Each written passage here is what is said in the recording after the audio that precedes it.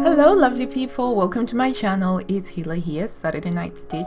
Today's post I'm going to be sharing with you how I sewed this lovely Dirndl style skirt. So I've been going through a Dirndl skirt phase and I am loving it. So this is a draft it yourself sort of skirt and it is super easy to actually make this. So I'm just going to take you through the process of how I created this one. By the way, the fabric that I am using is a Camelot fabric cotton poplin, which I absolutely love the stripe. So here are the notes. This section is just going to take a little bit longer than the other sections, but try and follow me. So I've decided that I want my skirt to be above knee length, and that's going to be 22 inches, and that's my waist measurement of 28 and my hip measurement of 38 inches.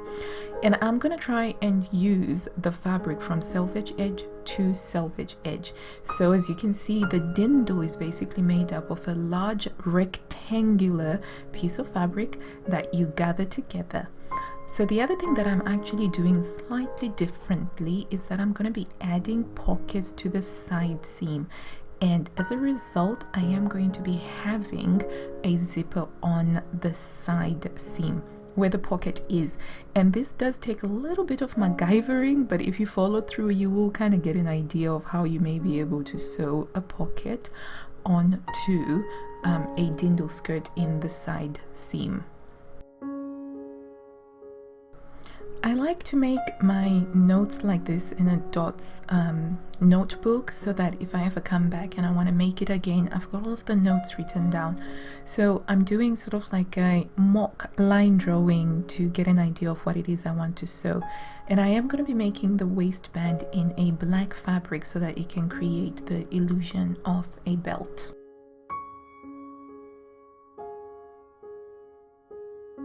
Here we have the fabric, and as you can see, the stripe actually goes along the straight grain of the fabric.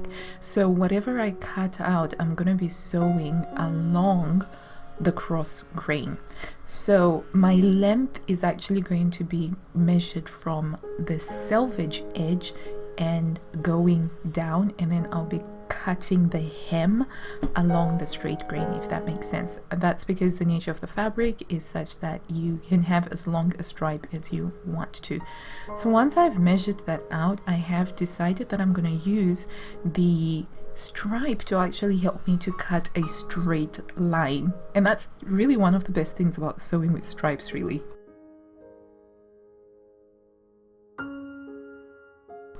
Here we now have our two pattern pieces nicely laid out, and I've decided that my sewing line is going to be along that line over there because I want to have the black waistband.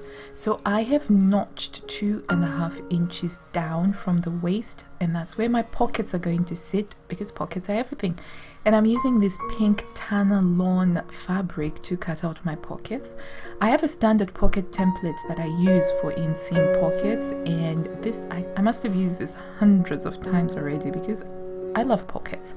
For the waistband, I'm using this black broadcloth fabric, and broadcloth is somewhere between a quilting cotton and a poplin, so it's got excellent stability and wonderful color retention, and that's going to make up my waistband.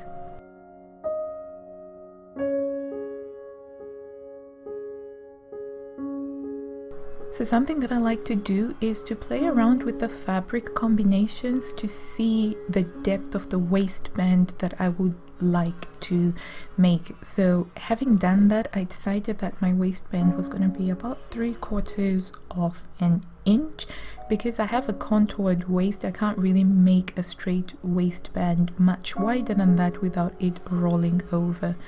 One of the things that I do in my sewing practice is that I will always do any fusing before I even start any stitching, and that's because I don't like to stop the process and start fiddling around with this. So I will do the fusing, and this has the benefit that I'll allow the fused pattern pieces to condition properly.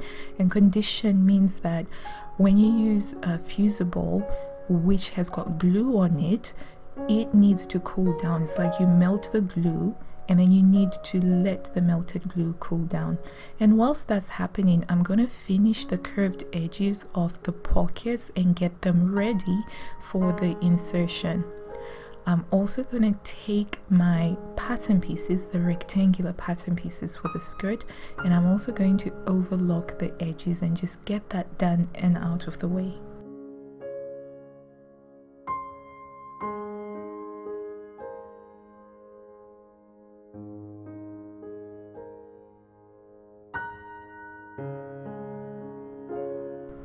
And we're now going to move on to attaching those side seam pockets.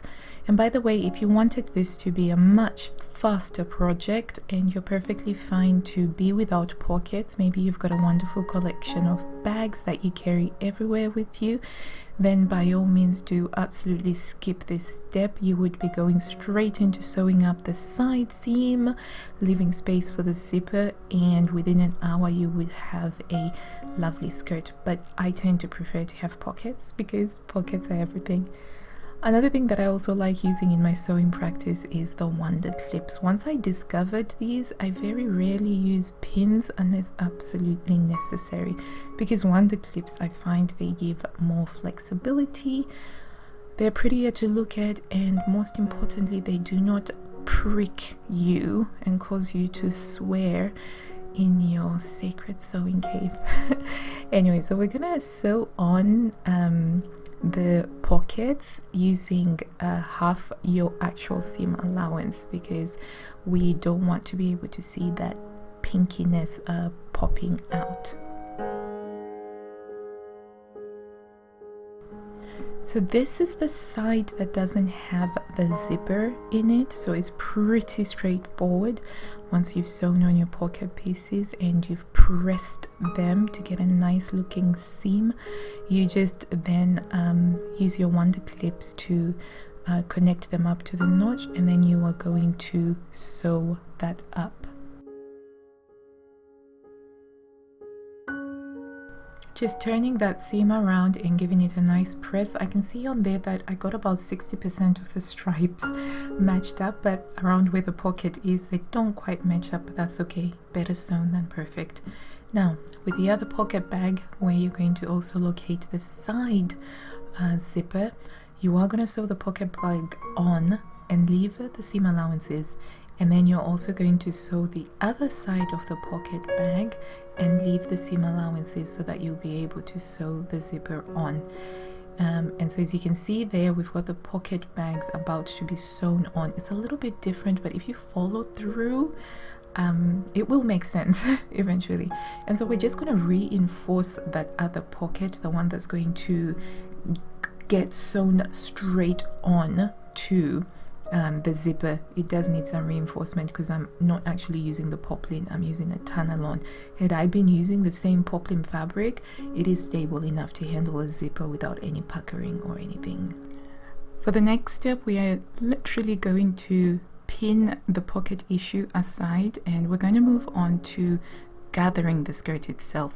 And that's because the way that I'm doing the zipper is such that the zipper is going onto the waistband as well. So this isn't the waistband that is finished with a button. This is a zippered waistband. So with my particular skirt, because I wanted to use the stripe in this way, my gathering is actually on the straight grain, and it creates a slightly different gathering to when you do it on the cross grain. So it does create more of a poofiness to it, as you can see on there. So with the waistband, it's simple and straightforward. I'm just gonna take the actual interfaced piece of broadcloth that I have, which I sort of roughly estimated around my waist measurement, and then I added a few inches on either side, and then I just double check again with it folded to see that it's the size that I want. So now I'm going to pin the gathering to the waistband, and I first of all identify the key points. So that's half of the waistband obviously needs to be gathered to one panel of the skirt, so I'm going to attach those key points first, and then I'll distribute the gathering evenly between those areas.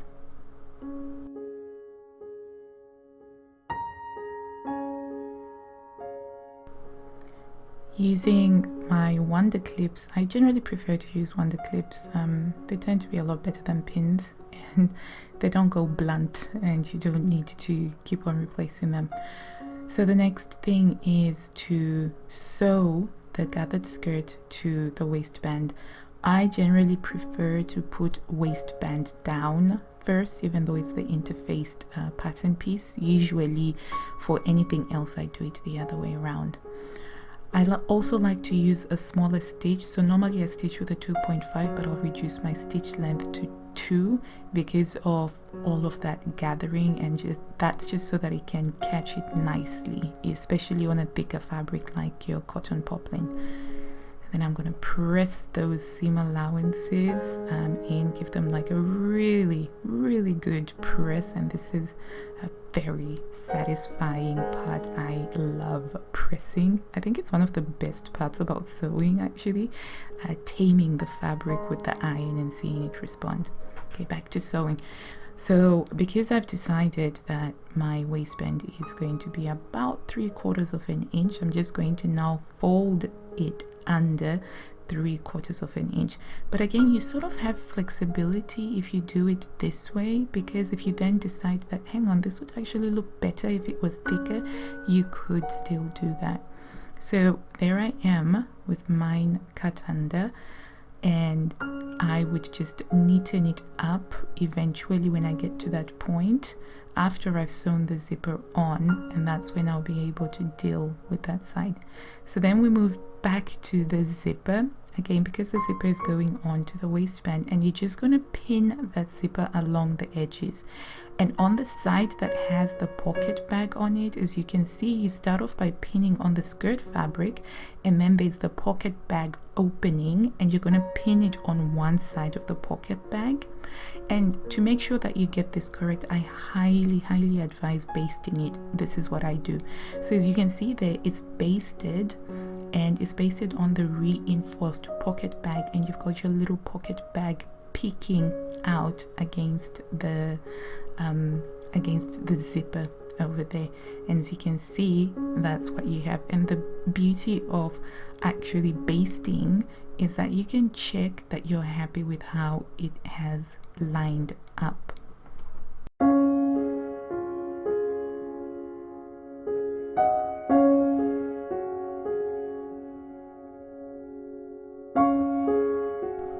Sew up that using your invisible zipper foot, and as you can see, you have a pocket bag opening. And then you're also going to then use your zipper foot. So my Husqvarna has got this narrow zipper foot over here, and just sew up the rest of that side seam. So the next thing that I'm going to do is I am going to add my tag before I finish it off, because I've just realized that it's going to have to sit at the bottom of that seam allowance. So I didn't quite get this perfectly lined up like I wanted to, but that's okay. It's black on black, it's not going to be particularly visible. So what I'm going to do now is I'm going to do what's called crack stitching. With the waistband, I decided that I was just going to finish it with the serger, and then I was going to crack stitch it, which means you sew in that little seam right there where they meet up. And the idea is that you're not actually supposed to be able to see the stitching line once you do that, and indeed you can't, but it closes everything up nicely and neatly. And all that's left is for me to do some hand stitching along that side seam there. It's looking good. I always get so excited at this point because I'm like, I can't wait to try it on. And I was so tempted to just leave that selvage edge as is for the hem, but I was like, no, Hila, you must continue. So I decided to turn it under and then turn it under again, and I just used the stripe as the marker. So pressed it and then sewed it on, and it is a lovely finish, and I am so glad that I didn't want to take shortcuts to get to the point where I wear it. And voila, I have a Dirndl skirt that also has got pockets, because pockets are everything. I'm wearing it with a birder top, of which I do have a tutorial which you can check out. I'll link it in the description box down below. So there you have it, lovely people, a simple tutorial to draft yourself a lovely Dirndl skirt, and you've got many customization options. You can choose how long you want it to be, how gathered you want it to be, how wide you want the waistband to be, and whether or not you want to add pockets. I hope that you found this tutorial informative, useful, maybe even a little bit entertaining, and if you did, do give it a big thumbs up down below. I really appreciate it. It helps the channel. And until I see you next time, lovely people, happy sewing. Bye.